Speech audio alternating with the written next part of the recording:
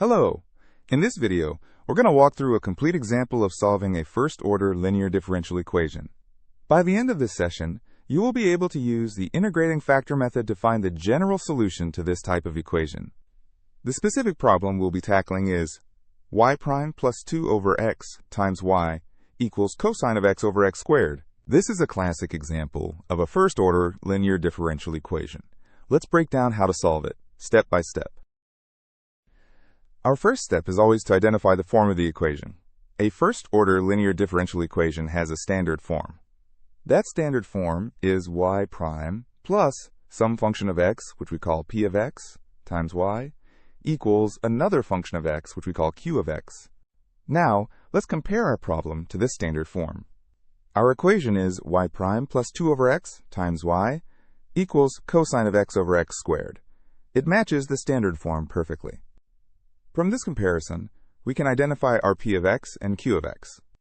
The term multiplying y is our p of x, so p of x is 2 over x. The term on the right-hand side of the equation is our q of x, so q of x is cosine of x over x squared. Correctly identifying p of x and q of x is the crucial first step. P of x is what we'll use to find our special tool for solving this, the integrating factor. Now that we have p of x, we can find what's called the integrating factor. We usually denote it with the Greek letter mu. The formula for the integrating factor, mu of x, is e raised to the power of the integral of p of x dx. Why do we need this? The purpose of the integrating factor is to multiply our entire differential equation by it. When we do this, it magically transforms the left-hand side of the equation into the result of a product rule derivative, which makes it much easier to solve. Let's see this in action. First, we need to calculate the integral of p of x. Since p of x is 2 over x, we need to compute the integral of 2 over x dx. We can pull the constant 2 out of the integral, which gives us 2 times the integral of 1 over x dx. The integral of 1 over x is the natural logarithm of the absolute value of x, so our integral is 2 times the natural log of the absolute value of x. When calculating the integrating factor, we can omit the constant of integration, and for simplicity, we can often drop the absolute value. This is because any non-zero constant multiple of an integrating factor is also an integrating factor.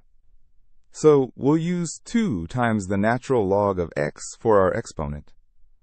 Our integrating factor, mu of x, is e raised to the power of 2 ln of x. Now we need to simplify this expression. We'll use a key logarithm property. The property is that a times ln of b is equal to ln of b to the power of a. Applying this, 2 ln of x becomes ln of x squared, so mu of x is e to the power of ln of x squared. Since the exponential function and the natural logarithm are inverse functions, e to the power of ln of something is just that something. Therefore, our integrating factor, mu of x, simplifies to just x squared. We found our integrating factor, which is x squared. The next step is to multiply every single term in our original equation by this factor. Here's our original equation, again for reference. Now, let's multiply both sides by x squared. We distribute the x squared to each term on the left side. This gives us x squared times y prime plus x squared times 2 over x times y equals x squared times cosine of x over x squared. Now let's simplify each term. The first term, x squared y prime, stays as is. In the second term, x squared divided by x simplifies to just x, so we have 2x times y. On the right side, the x squared terms cancel out completely, leaving us with just cosine of x. This new equation, x squared y prime plus 2xy equals cosine of x, is the result of applying our integrating factor. Now, let's look at why this was so useful. Let's focus on the left-hand side of our new equation. We have x squared times y prime plus 2x times y. This expression might look familiar. It's the result of the product rule for differentiation. Let's recall the product rule. The derivative of a product of two functions, f of x and g of x, is the derivative of the first times the second, plus the first times the derivative of the second.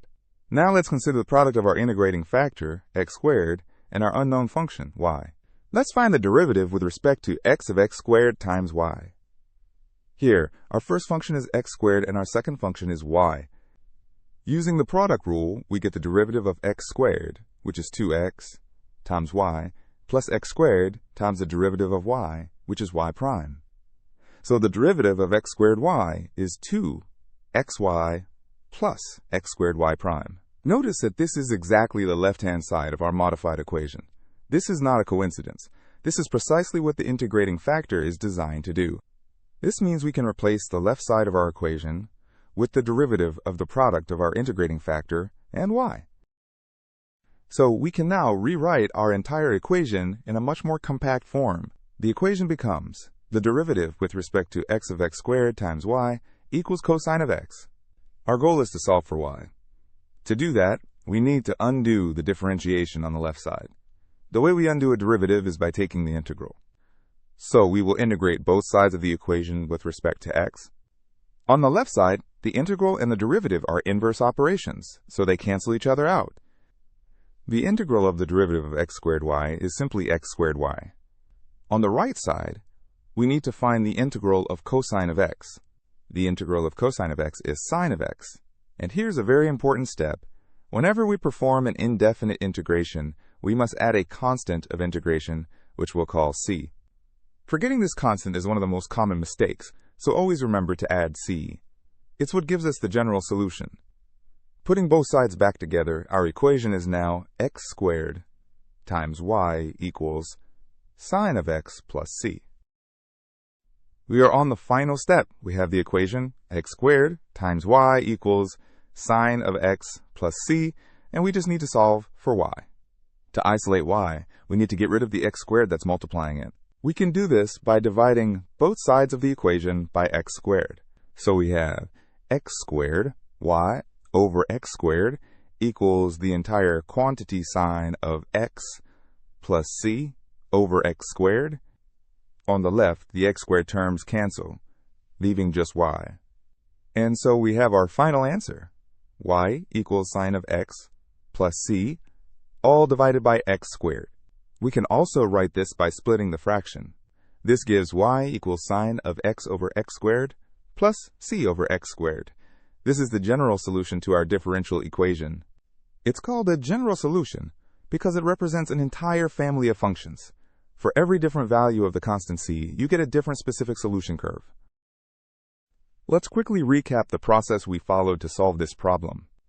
First, we identified that the equation was a first-order linear differential equation and found our p of x and q of x. Second, we used p of x to calculate the integrating factor, mu of x, which turned out to be x squared. Third, we multiplied the entire original equation by our integrating factor, x squared. Fourth, we recognized that the new left-hand side was the result of the product rule, and we rewrote it as the derivative of our integrating factor times y. Fifth, we integrated both sides of the equation with respect to x, making sure to add the constant of integration, c. And finally, sixth, we performed the last algebraic step to isolate y and find our general solution. We have now successfully used the integrating factor method to solve a first-order linear differential equation. This is a powerful technique that you can apply to any equation of this form. Thank you for watching.